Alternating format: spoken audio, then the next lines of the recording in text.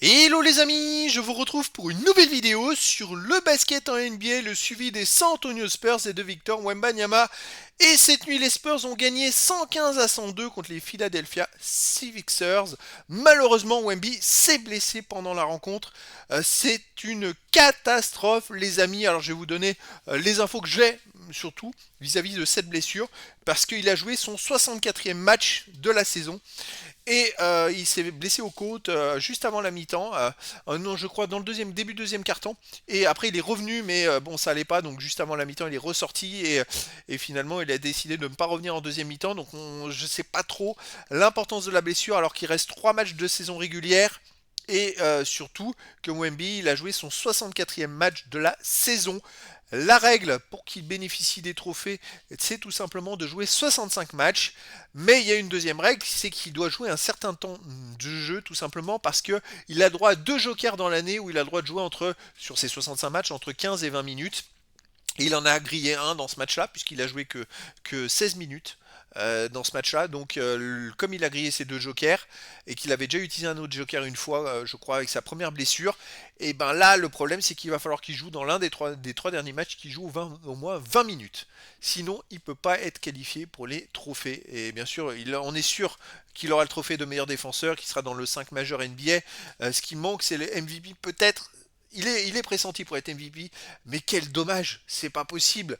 À seulement ça de la fin de la saison, un choc bête, hein, tout simplement, sur un contact.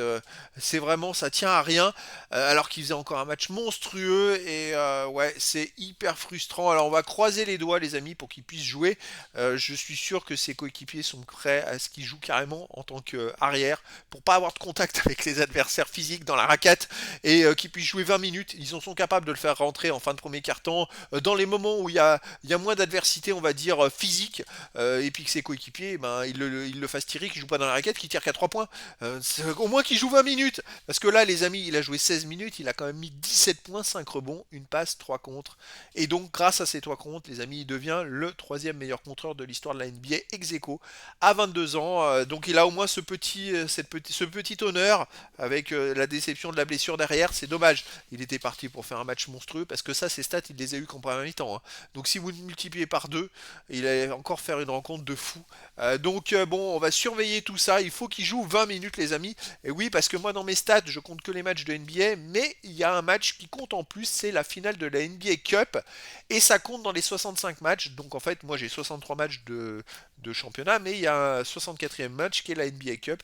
Donc il manque qu'un seul match. Allez, bon, comme d'habitude, on va revenir sur les statistiques des équipes et des joueurs, sur les stats, sur le classement des Spurs dans la conférence Ouest et aussi le classement de la conférence Ouest, Est, sur les stats de Wemby en détail sur ce match avec ses meilleurs perfs sur un match, ses moyennes en saison régulière, ses stats dans l'histoire de la NBA, ses stats dans l'histoire des Spurs et puis le calendrier de la prochaine rencontre des San Antonio Spurs. Alors, bon, une victoire aisée, je vais dire facile, encore une victoire facile. Les Spurs ont gagné le premier carton 29-28 plus 1, deuxième carton gagné 33-27 plus 6 qui fait plus 7 à la mi-temps, troisième carton 30 partout, quatrième carton 23-17 pour les Spurs.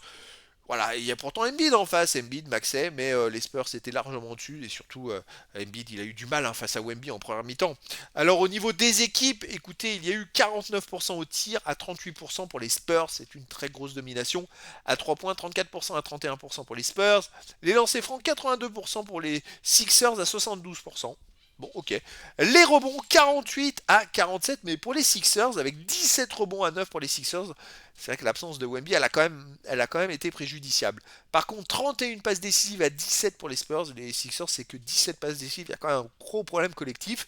8 interceptions à 7 pour les Spurs. 5 comptes partout. Et 11 ballons à 12 perdus pour les Spurs. La grosse différence se fait donc sur l'adresse et aussi vis-à-vis des rebonds offensifs. Heureusement qu'ils ont pris autant de rebonds offensifs, les Sixers, parce que sinon l'écart aurait pu être de 25-30 points tout simplement. Aux côtés des joueurs, on a Stephen Castle qui nous fait encore un triple-double. Il est fantastique avec 19 points, 13 passes, 10 rebonds. Il est monstrueux. Pour moi, c'est l'un des meilleurs joueurs. Il devient l'un des meilleurs joueurs de la NBA. Franchement, je sais qu'il est très jeune, mais il est incroyable, franchement incroyable. Vassell 9 points, on a 7 points pour Julien Champagny, 13 points pour De'Aaron Fox. En sortie de banc, 17 points pour Dylan Harper, 7 sur 11 au tir, c'est très bon. 13 points pour Keldon Johnson avec 9 rebonds, donc 4 rebonds offensifs. 10 points pour Luke Cornett, 4 sur 6 au tir.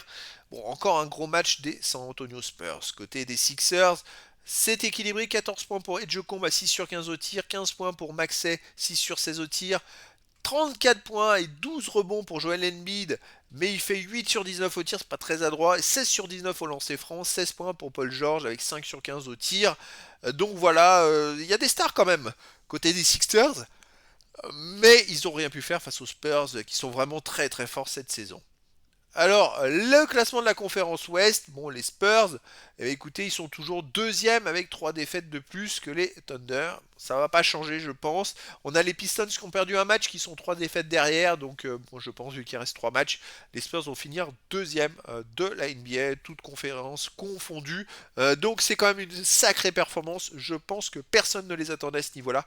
Maintenant, on va croiser les doigts parce que si Wemby est blessé, ils ont les armes quand même pour aller passer des tours, mais ça serait mieux quand même avec Wemby que sans. Les stats de Wemby dans ce match-là, j'ai pas mis à jour les meilleurs perfs en lancer franc puisqu'il a battu ses records dans le dernier match. Il a joué 16 minutes, 17 points, 7 sur 11 au tir, c'est fou. 1 sur 3 à 3 points, donc à 2 points, il a fait 6 sur 8 les amis. Sinon, on a deux lancers francs réussis et on a aussi sur 4, 2 lancers francs sur 4. Aucun rebond offensif, mais 5 rebonds défensifs, total rebond 5, une passe décisive, aucune interception, 3 comptes, 2 ballons perdus, 2 fautes, plus 7 quand il est sur le terrain.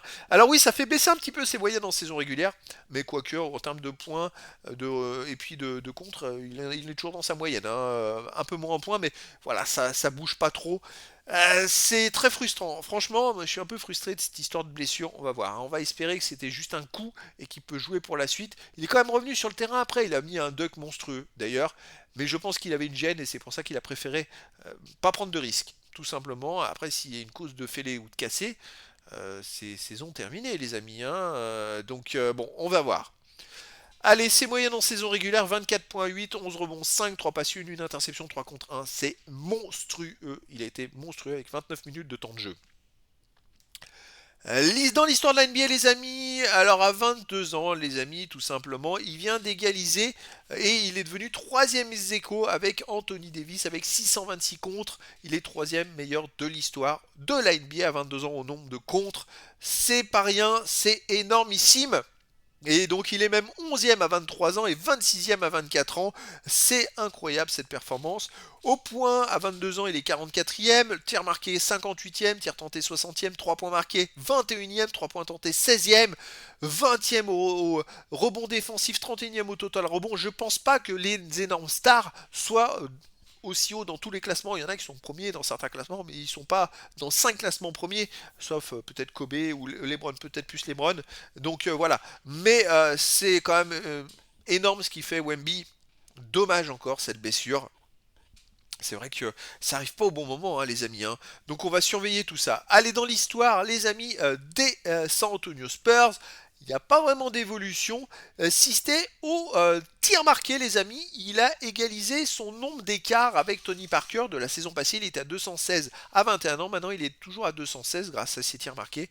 Je pourrai le passer en violet, ça, pour les prochaines vidéos.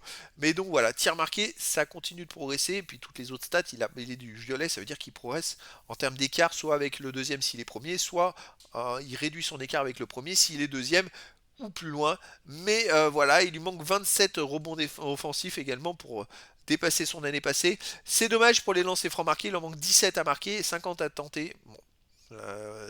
Ouais, je suis un peu frustré, les amis, pour lui. Ça doit être difficile. J'espère, on va croiser les doigts qu'on va le revoir très très vite. Mais il y a des chances que s'il y a une blessure, il prenne pas de risque. Donc il jouera pas le prochain match. Il jouera peut-être dans 2 matchs ou le dernier.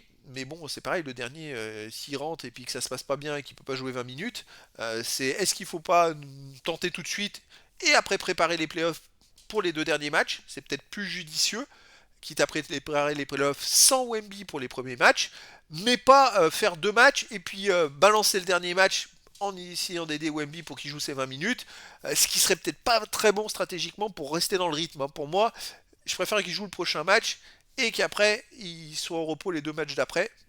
Mais bon, on va voir. Déjà, s'il peut jouer, ça serait pas mal. Sinon, si c'est fêlure ou cassé, ça va être compliqué, les amis. À mon avis, de le revoir cette saison. même en playoff. Allez, prochain match des San Antonio Spurs, ce sera dans 2 jours, le 9 avril, à 3h30 du matin en française contre les Portland Trail Blazers. Alors les Spurs, c'est 60 victoires, 19 défaites, à domicile 30 victoires, 7 défaites.